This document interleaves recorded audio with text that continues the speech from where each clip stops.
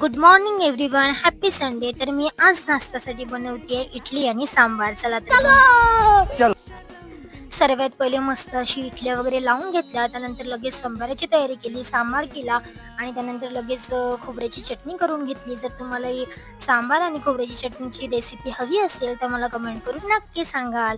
आणि त्यानंतर मस्त असा छान गरम गरम नाश्ता करून घेतला आणि मग त्यानंतर डोक्याला मेहंदी वगैरे लावून दिली ताईंना. मग त्यानंतर मी मस्त असं राधाचं असं छान व्हिडिओज वगैरे केले आणि आमच्या इथल्या कृष्णाला मी असं व्हिडिओ काढण्यासाठी बोलत होती, तर त्याला तर नुसतं खायचं सुचत होतं.